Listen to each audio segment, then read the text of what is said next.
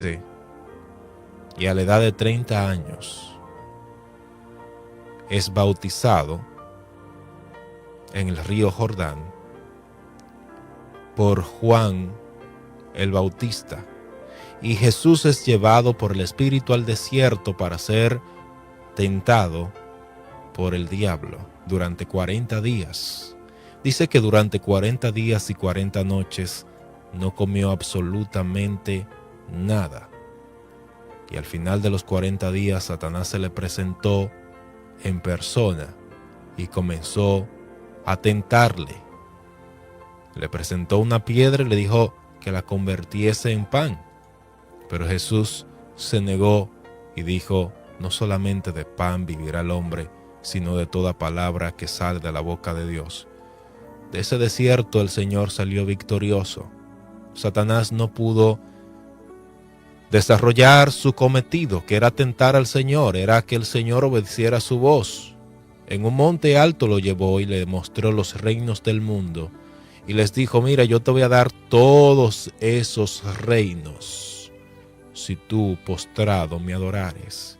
Y el Señor le dijo: apártate de mí, Satanás, porque escrito está: al Señor tu Dios adorarás y solo a Él servirás. Las tres tentaciones que Satanás le puso a Jesucristo. Jesucristo, las tres tentaciones las venció con la palabra. En uno dice que la llevó al pináculo del templo y le dijo: lánzate de aquí hacia abajo, porque escrito está: a sus ángeles mandará cerca de ti que te guarden en todos tus caminos. En sus manos te llevarán para que no tropieces con tu pie en piedra. Pero Jesucristo no obedeció a la voz de Satanás. No se lanzó del pináculo del templo, sino que le contrarrestó con una palabra de la Biblia y le dijo: escrito está, no tentarás al Señor tu Dios. Miren la astucia de Satanás. Satanás primeramente empieza tentándole en lo físico. Le dice que convierta la piedra en pan y Jesucristo no le obedece, sino que le contesta con una cita bíblica. Le cita el libro de Deuteronomio y le dice: está escrito, no solo de pan vivirá el hombre. Deuteronomio capítulo 8. Y cuando Satanás ve que Jesucristo le cita la palabra, entonces Satanás le cita la palabra también a Jesucristo. Qué interesante. Qué interesante que Satanás conoce la Biblia. Qué interesante que si tú le contestas a Satanás con la Biblia, él también tiene argumentos bíblicos para también contrarrestarte a ti. El diablo se conoce la Biblia y quizás conoce la Biblia hasta más que muchos de nosotros, porque él estuvo allí, en las locaciones, en los lugares mismos donde se desarrollaron las historias que nosotros leemos en la Biblia. Lo único es que Satanás utiliza la palabra para tergiversarla, para torcerla, para engañar y para lograr sus objetivos, que es desviar el corazón de los hombres hacia lo que él quiere que el hombre haga, que el hombre lo adore, que el hombre lo busque a él y no que busque al Dios verdadero. Jesucristo sale del desierto victorioso. El poder del Espíritu Santo de Dios vino sobre él con fuerza. Y donde quiera que Jesucristo caminaba, había sanidad, había liberación. En una ocasión dice que entró al templo. Y cuando él entró al templo, uno que estaba allí, que tenía un demonio, el demonio gritó y dijo: ¿qué tiene con nosotros, Jesús Nazareno? Te conocemos que tú eres el Santo de Dios. Y dice que Jesucristo les ordenó callarse porque ellos sabían quién era él. Estos demonios sabían quién era Jesucristo. Jesús vino. Jesús nació. Jesús caminó en la tierra. Jesús hizo milagros. Jesús abrió los ojos de los ciegos. Abrió la boca de los mudos. Sanó mujeres de flujo de sangre. Resucitó muertos como el hijo de la viuda de Naín. Resucitó a la hija de Jairo. Resucitó a este hombre muy amigo de él, a Lázaro, que murió y tenía 4 días de muerto, y Jesucristo lo resucitó. Él vino. Pero llegó un momento que a Jesucristo le tocó ir al Gólgota, ir a morir. Y allí en Getsemaní hizo una oración al Señor. Y le dijo: Señor, si es posible, pasa de mí esta copa. Con lágrimas en sus ojos. Pero el Señor no huyó de la muerte y no huyó de su compromiso que él tenía, porque él sabía que él tenía que ir a la cruz. Y el Señor, siendo traicionado por Judas, va a la cruz, muere por nosotros, es enterrado en la tumba. Pero al tercer día el Señor se levanta de la tumba. La piedra de la tumba es removida por un ángel. No había necesidad que la piedra fuese removida, porque el Señor podía atravesar paredes, como fue en el caso cuando Él llegó donde estaban reunidos en una casa, las puertas estaban cerradas, y estando las puertas cerradas, Jesucristo entró porque Él podía atravesar paredes después que Él resucitó. Pero Él resucita para que la piedra es removida de la tumba, para que todos sepan que ese que estaba ahí puesto en esa tumba no está ahí, ha resucitado. Pero este Señor que es resucitado nos dice una palabra muy interesante en Juan capítulo 14, que dice: no se turbe vuestro corazón. Creéis en Dios, creed también en mí. Y dice: en la casa de mi Padre muchas moradas hay. Si así no fuera, yo os lo hubiera dicho. Lo que está diciendo es que en la casa de su Padre hay muchas moradas, o sea que hay lugar para nosotros, hay lugar suficiente para nosotros. Y en una parte el Señor dice que no nos enfoquemos en la tierra, sino que pongamos nuestra mirada, nuestros corazones en el cielo. Dice: no os hagáis tesoros en la tierra donde la polilla y el orín corrompen, sino haceos más bien tesoros en los cielos donde la polilla y el orín no corrompen y donde ladrones no hurtan ni minan. O sea, no pueden robarte lo tuyo. Pon tu corazón, pon tu esperanza y pon tu riqueza en el cielo, porque de allí nadie te la va a robar. Entonces, aquí en el capítulo 14 de Juan, el Señor está haciendo una promesa de su segunda venida. Lo que está diciendo es que va a llegar un momento cuando Él va a retornar de nuevo a la tierra.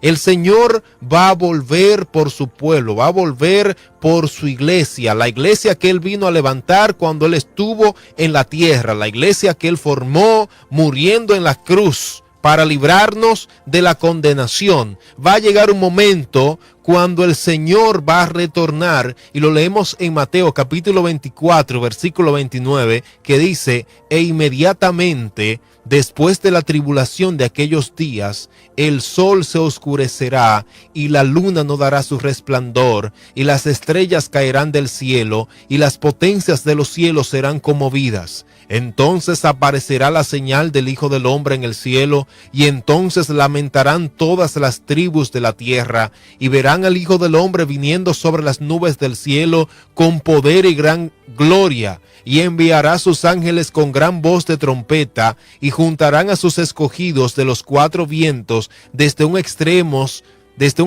del cielo hasta el otro.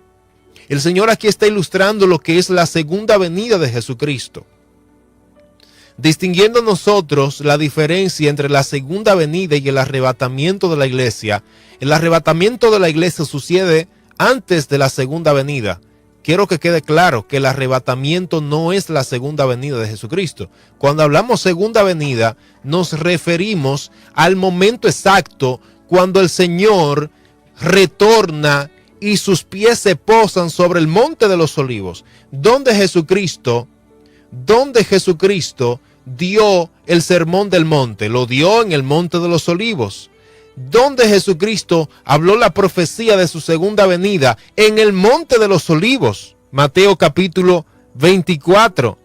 Allí, si usted lee Mateo capítulo 24, versículos 3, y dice, y estando él sentado en el monte de los olivos, oiga, en el monte de los olivos, allí el Señor habla esta profecía de Mateo capítulo 24. Y en su segunda venida, ¿sabes qué? ¿Dónde se posan los pies de Jesucristo? Se posan en el monte de los olivos. Ahí, en el monte de los olivos, es donde el Señor Jesucristo desciende, según leemos en Zacarías capítulo 14. Sus pies se van a posar sobre el monte de los olivos en la segunda venida. Pero, ¿por qué no tomamos el arrebatamiento de la iglesia como la segunda venida? Porque en el arrebatamiento de la iglesia, Jesucristo no desciende directamente, sus pies no se posan sobre la tierra, Él se queda en las nubes.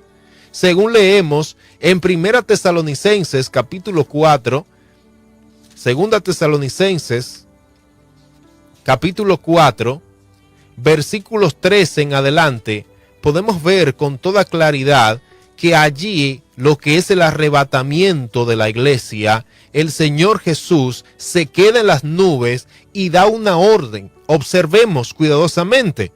1 Tesalonicenses capítulo 4, verso 13 dice, tampoco queremos, hermanos, que ignoréis acerca de los que duermen, para que no os entristezcáis como los otros que no tienen esperanza. ¿Quiénes son esos? Los que no tienen a Cristo, los que se murieron sin Jesús, los que se fueron sin el Señor. Esos no tienen esperanza. Eso tiene razón de estar triste.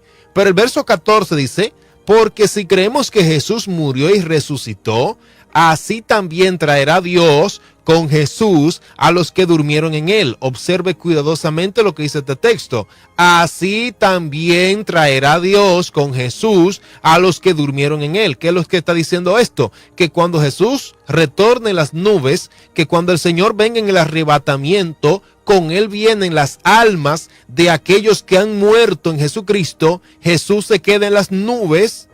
Jesús se queda en las nubes. Y esas almas descienden a los sepulcros, descienden a los cementerios, descienden al mar. ¿Dónde murió esa alma? Si murió en el mar, esa alma va al mar. Por ejemplo, este señor llamado John Wycliffe, que John Wycliffe fue un hombre que vivió en los años 1200 aproximadamente, que se levantó contra la iglesia católica. Y John Wycliffe tradujo la Biblia del latín al inglés. Y fue un hombre que fue excomulgado por la iglesia católica. Y este hombre, la iglesia católica lo buscó toda su vida para matarlo, para erradicarlo, para eliminarlo de sobre la faz de la tierra. Pero ¿sabes qué pasó? El Señor no permitió que pudiera matar a este hombre. Él murió de viejo, murió en su propia cama. Pero ¿sabes qué? Que luego que este hombre muere, que lo entierran, ¿sabes qué pasó? Fueron de la iglesia católica y lo desenterraron. Oiga, y después que lo desenterraron, le prendieron fuego y lo quemaron. Lo que ellos siempre quisieron hacer mientras él estaba en vida, lo hicieron después que se murió, lo quemaron. ¿Y sabe qué hicieron con la ceniza de John Wycliffe? Lo lanzaron al río Rin. Aleluya. Y el río Rin, ¿sabe qué pasó? ¿Qué hizo con esa ceniza de John Wycliffe? Lo regó por todos los rincones de Europa, la ceniza. Y esa ceniza de ese río, que fue lanzado al río, el río llevó la ceniza al mar, y del mar, quién sabe hasta dónde llegaron la ceniza de John Wycliffe. Y el alma de John Wycliffe, cuando el Señor venga en las nubes, retorna con el Señor, y ese polvo, esa ceniza que fue lanzada al mar, entonces se reúnen, gloria sea el nombre del Señor, se reúnen, y John Wycliffe, el cuerpo de John Wycliffe es resucitado, es transformado por el Señor, porque la palabra del Señor dice en 1 Corintios que seremos transformados por el Señor.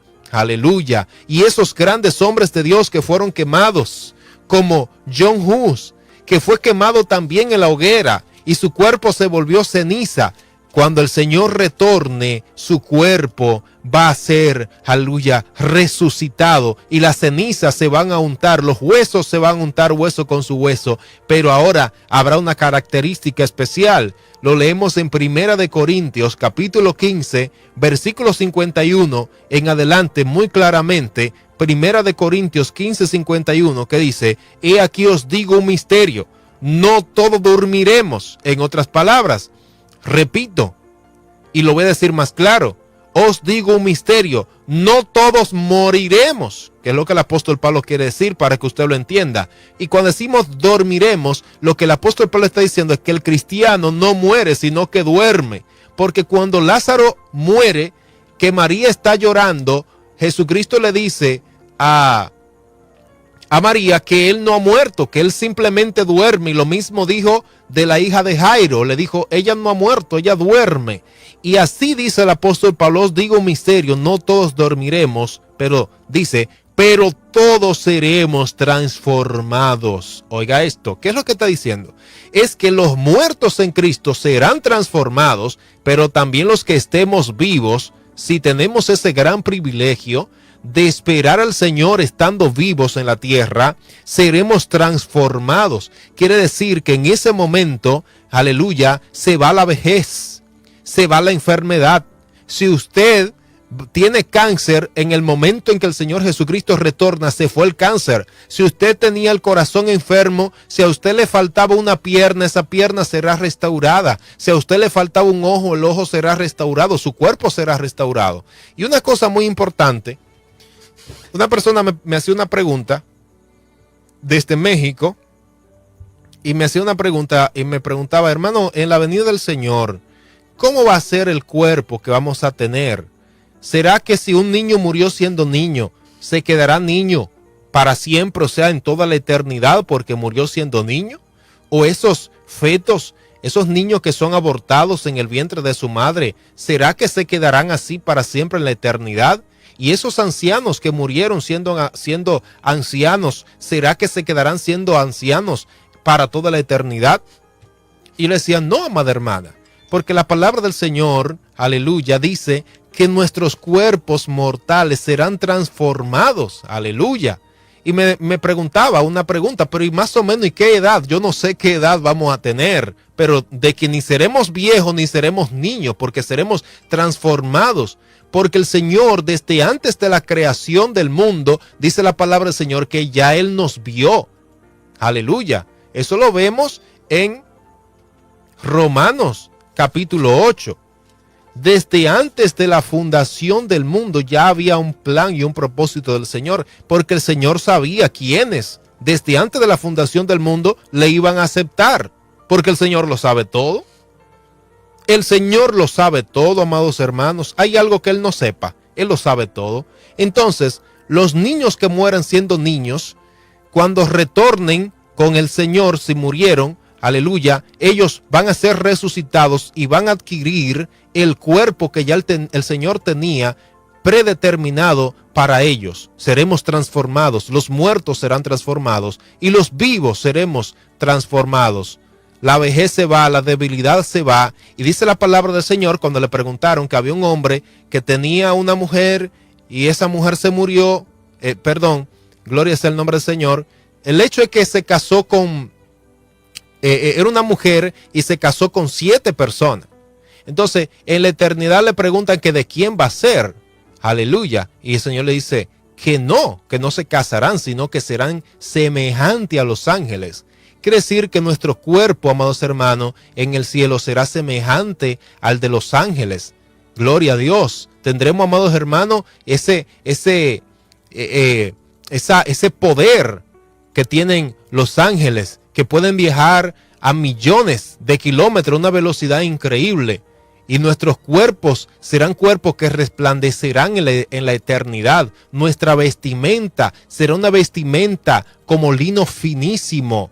Gloria sea el nombre del Señor. Y allí no habrá dolor, allí no habrá tristeza, allí no habrá angustia, allí no habrá cáncer, allí no habrá, aleluya, diabetes, allí no habrá ninguna de las enfermedades que sufrimos en este tiempo presente, sino que seremos semejantes a los ángeles del cielo. Y el Señor mismo, con voz de mando, con voz de trompeta, con voz de arcángel, descenderá del cielo, y los muertos en Cristo resucitarán primero. Oiga, los muertos en Cristo resucitarán primero, y luego nosotros, los que vivimos, los que hayamos quedado. Verso 17 de 1 Tesalonicenses 4, verso 17, dice: luego nosotros, los que vivimos, los que hayamos quedado, seremos arrebatados juntamente con ellos en las nubes para recibir al Señor en el aire, y así estaremos siempre con el Señor. Ahora, note algo: ¿dónde recibimos al Señor? En el aire.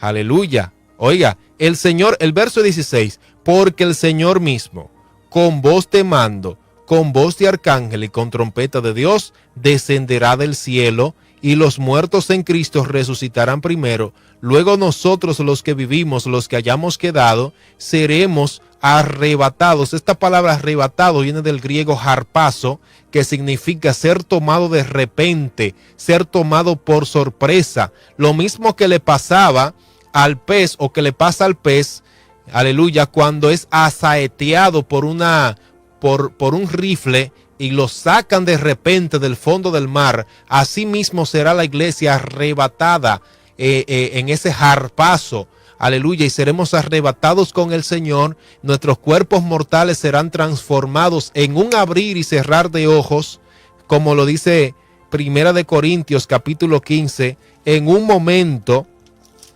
1 Corintios capítulo 15, versículo 51, dice: aquí os digo un misterio, no todos dormiremos, pero todos seremos transformados en un momento, en un abrir y cerrar de ojos, a la final trompeta, porque se tocará la trompeta, y los muertos serán resucitados incorruptibles, y nosotros seremos transformados. Aleluya.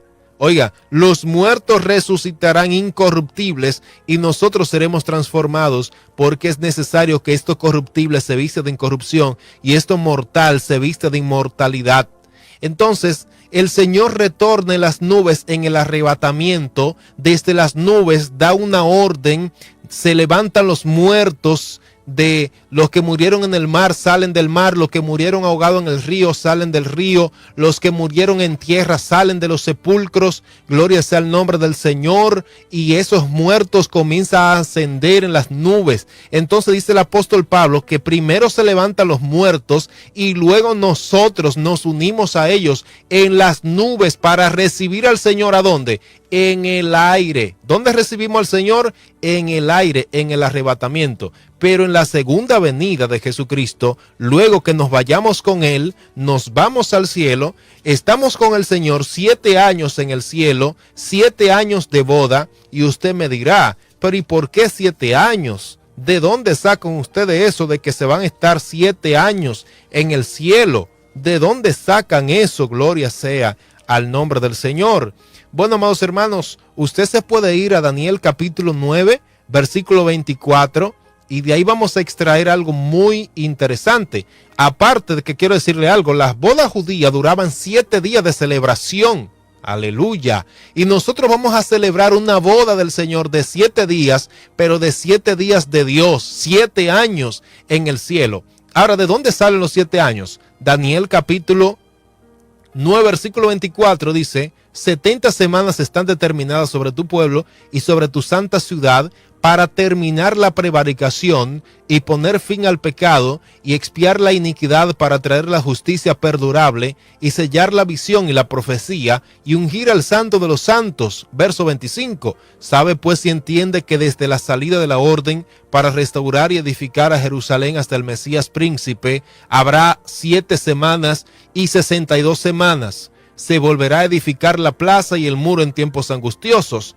Cuando menciona aquí que habrá 7 semanas y 62 semanas, hay que sumarle 7 más 62. ¿Cuántos son? 69 semanas. Lo que está diciendo es que desde que se emita la orden para la restauración y de edificación del muro de Jerusalén hasta la muerte del Mesías príncipe, habrán transcurrido esas 69 semanas, que son 483 años.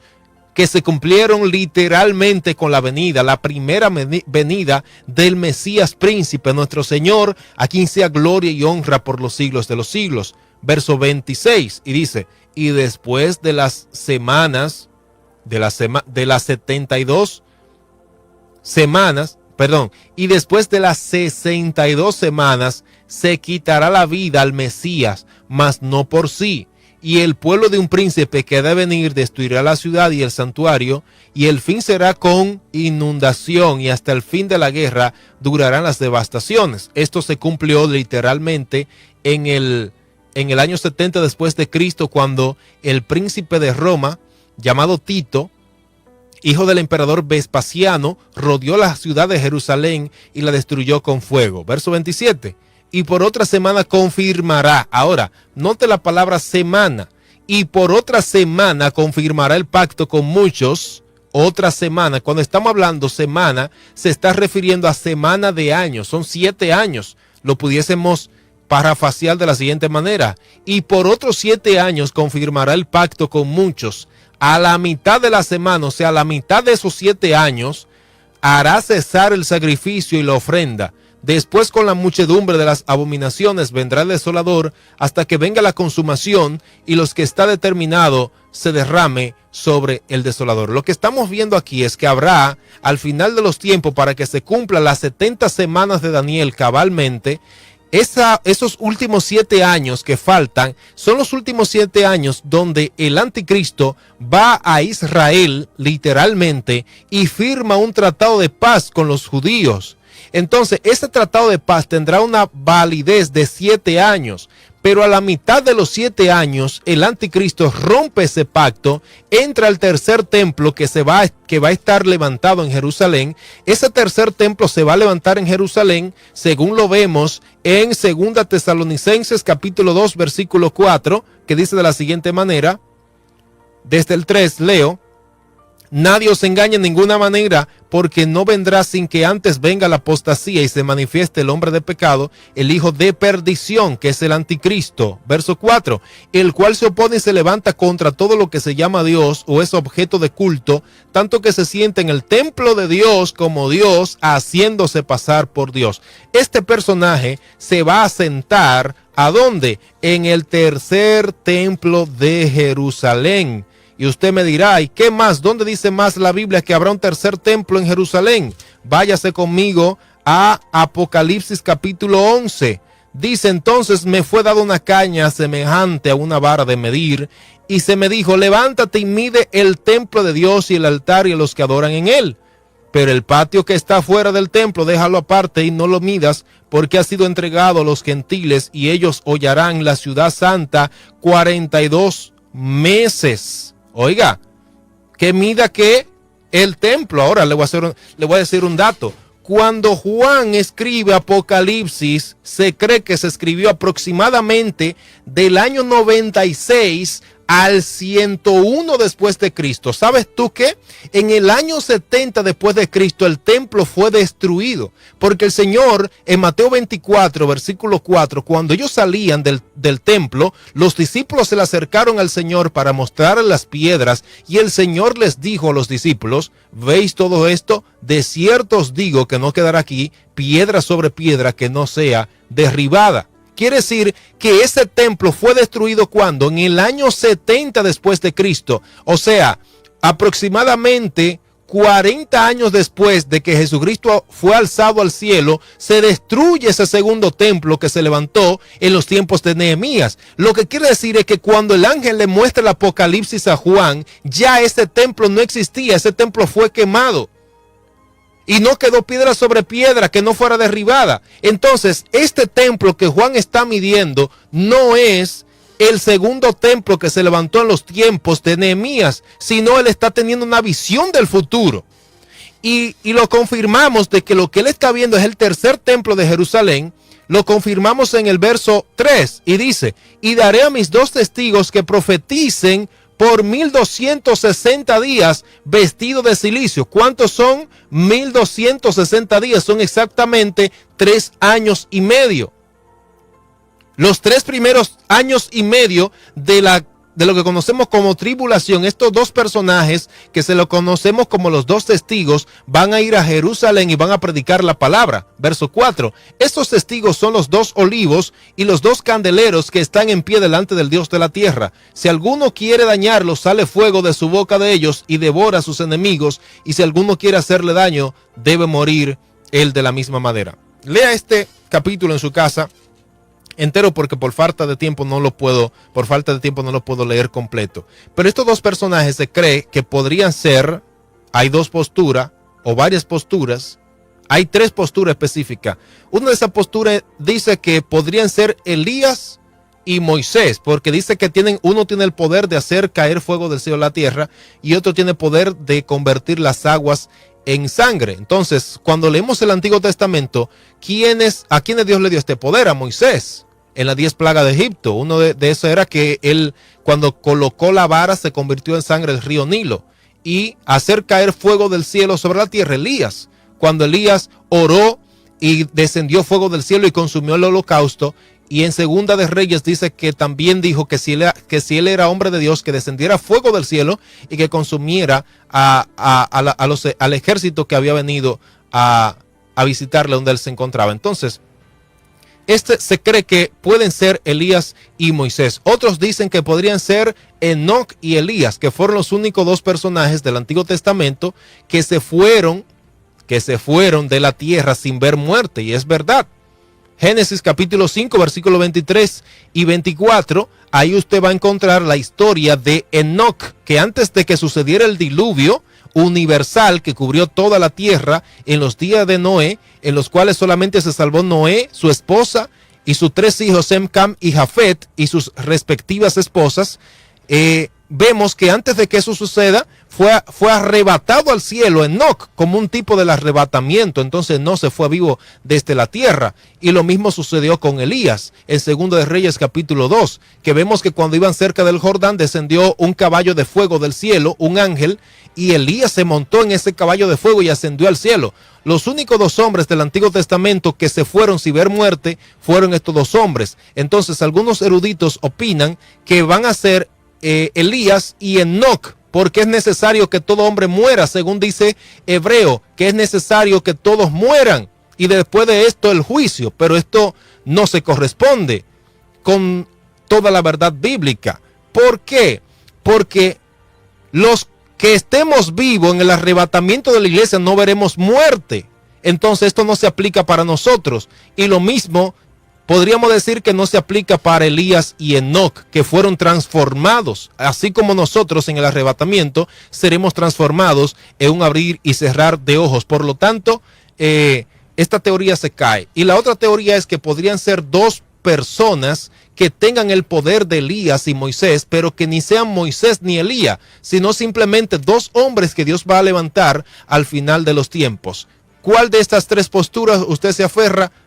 Coja la que usted considere mejor. Yo realmente me inclino a creer que podrían ser Elías y Moisés. Pero, gloria sea el nombre del Señor, esto no está confirmado. No sabemos si serán ellos, no sabemos si serán dos hombres que Dios va a levantar, no sabemos quiénes serán. Lo que sí sabemos es que Dios lo va a levantar al final de los tiempos. Luego de esto, amados hermanos, el anticristo seguirá haciendo de la suya.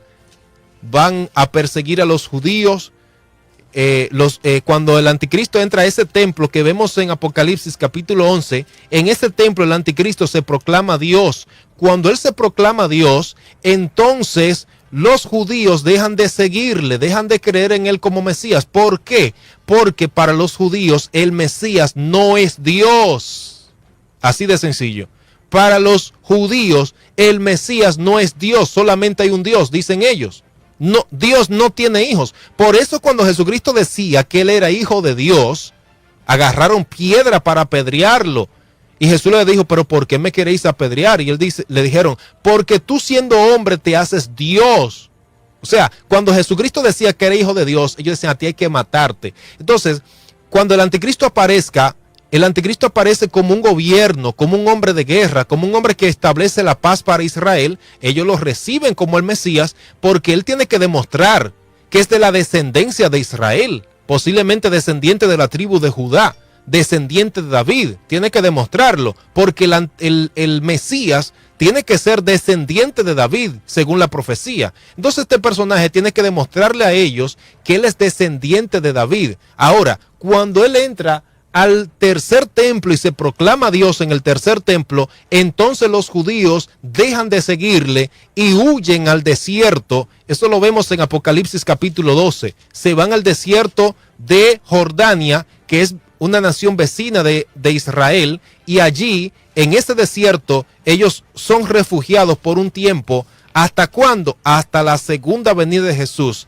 hasta la guerra de Armagedón. Cuando se da la guerra de Armagedón, el anticristo reúne las naciones del mundo para rodear a Jerusalén. En ese momento Jesucristo desciende del cielo con un ejército en caballos blancos, según leemos en Apocalipsis capítulo 19. Y ese ejército vestido de blanco podría ser la iglesia de Jesucristo, que descienden con él, aleluya, en caballos blancos. Y según vemos en Zacarías capítulo 14, dice Zacarías 14 que los pies del Señor se posan sobre el monte de los olivos, y allí todos esos ejércitos, cuando lancen esas bombas atómicas contra el Señor, porque van a lanzar bombas atómicas contra el Señor, cuando ellos lancen sus bombas atómicas, las bombas atómicas de Rusia, las bombas atómicas de Estados Unidos, las bombas atómicas de India, de Pakistán y de los otros países que tienen bombas atómicas, ¿sabe qué va a pasar? Que esas bombas atómicas le va a caer a ellos mismos. Y dice Zacarías capítulo 14 que sus ojos se desharán de su cuerpo. Léalo, Zacarías capítulo 14. Y en ese momento, luego de esa guerra de Armagedón, es que entramos ¿a qué? Al milenio. Después de eso entramos al milenio, los 1000 años, donde Jesucristo va a reinar sobre la tierra. Y de esa guerra, o sea, de la gran tribulación, habrán personas que van a quedar vivas, que no van a morir. Y esas personas que queden vivas, de cada nación de la tierra, va a quedar un pequeño remanente, y ese pequeño remanente va a entrar al milenio vivos. La iglesia no, la iglesia ya fue transformada. Entonces toda la tierra será restaurada en el milenio. Jesucristo reinará desde Jerusalén, según lo vemos en Apocalipsis capítulo 20 y según lo vemos en Zacarías capítulo 14, Zacarías capítulo 13 y capítulo 14. Léalo en su casa para que usted lo vea con toda claridad. Y esas personas vuelven a poblar la tierra en esos 1000 años. Y usted me dirá, pero ¿y cómo es posible que en 1000 años se poble la tierra de nuevo? Bueno, ¿cuántos años tiene Cristóbal Colón que llegó a América? Cristóbal Colón llega con 3 barcos, con esos 3 barcos en el año 1492. Estamos hablando de aproximadamente más de 500 años. Y miren, en Estados Unidos hay más de 300 millones de habitantes en 500 años. Aquí en República Dominicana somos más de 10 millones de habitantes en 500 años. Y mire el mundo. Se dice que en solo 100 años la población mundial se ha triplicado. Somos más de 8,000 millones de habitantes en el planeta Tierra a la fecha, en solo 100 años que la humanidad se multiplicó. Entonces, en esos 1000 años, los moradores de la tierra se multiplicarán y llenarán la tierra de nuevo. Solo que la tierra, y otra cosa, que la tierra será convertida como si fuera el huerto del Edén. No habrá contaminantes en la atmósfera. Los ríos serán restaurados, el mar será restaurado, toda la tierra será restaurada, los frutos darán, la tierra dará sus frutos de nuevo, y el Señor Jesucristo reinará desde Jerusalén. Y todos los pueblos tendrán que subir a Jerusalén a adorar al Señor en el templo, adorar al Señor. Pero luego del milenio, al principio del milenio, Satanás es atado durante 1000 años. Y después de esos 1000 años dice que Satanás es desatado. Y este Satanás va a engañar de nuevo a las naciones. Ahí es donde mucha gente se preguntaban, pero ven acá, si yo soy salvo, ¿cómo es que el diablo me va a engañar a mí? No, no es a usted. A esas naciones, a esa gente que entraron vivo al milenio, se multiplicaron durante esos 1000 años, y luego de esos 1000 años Satanás es suelto de su prisión, según leemos en Apocalipsis capítulo 20, sale a engañar las naciones en Gog y Magog, gloria sea el nombre del Señor, y entonces los reúne para los reúne en la guerra de Gog y Magog para pelear contra el Señor de nuevo, y el Señor los derrota. Dice que cae fuego del cielo, Apocalipsis capítulo 20, y luego en el capítulo 20, versículo 11, se da lo que es el juicio ante el gran trono blanco. Allí dice que en ese momento la tierra y el cielo huirán de su lugar. Ahí es donde se destruye la tierra por completo, al final de los 1000 años. Es ahí donde ya la tierra deja de existir para siempre. Y ya en el capítulo 21 de Apocalipsis es donde vemos cielos nuevos y tierra nueva. Gloria sea el nombre del Señor. Donde dice Apocalipsis capítulo 21, versículo 4, versículo 1, y vi un cielo nuevo y una tierra nueva, porque el primer cielo y la primera tierra pasaron y el mar ya no existía más. Y yo, Juan, vi la santa ciudad, la nueva Jerusalén, descender del cielo de Dios, dispuesta como una esposa ataviada para su marido. Y oí una gran voz del cielo que decía: he aquí el tabernáculo de Dios con los hombres, y él morará con ellos, y ellos serán su pueblo, y Dios mismo estará con ellos. Enjugará Dios toda lágrima de los ojos de ellos, y ya no habrá muerte, ni habrá más llanto, ni clamor, ni dolor, porque las primeras cosas pasaron. Y el que está sentado en el trono dijo: he aquí yo hago nuevas todas las cosas. Y me dijo: escribe estas palabras, porque son fieles y verdaderas. Y me dijo: hecho está. Yo soy el alfa y el omega, el principio y el fin. Al que tuviere sed, yo le daré gratuitamente del agua de la fuente del agua de vida. Y el que tuviere, y el que venciere heredará todas las cosas, y yo seré su Dios y él será mi hijo. Pero los cobardes e incrédulos, los abominables y homicidas, los fornicarios y hechiceros, los idólatras y todos los mentirosos tendrán su parte en el lago que arde con fuego y azufre, que es la muerte segunda. Y Apocalipsis 20:11 dice: y vi un gran trono blanco. El gran trono blanco, amados hermanos, ese juicio es antes de la nueva Jerusalén. Y ahí vemos que todos los muertos son resucitados, y unos serán para vida y otros para vergüenza y confusión perpetua.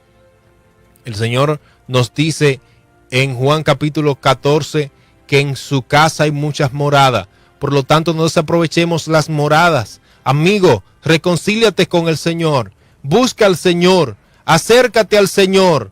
Pídele al Señor, aleluya, que entre a tu corazón y que, aleluya, y que te cambie, y pídele al Señor ser parte de su reino. Aleluya, el Señor dice: puesto que todas estas cosas han de ser deshechas. Lo vemos en segunda de Pedro capítulo 3, y ya con este texto termino. Aleluya, gloria sea el nombre del Señor. Si usted quiere, búsquelo ahí en su casa, en su Biblia. Segunda de Pedro capítulo 3, versículos 9 en adelante, búsquelo, ese texto.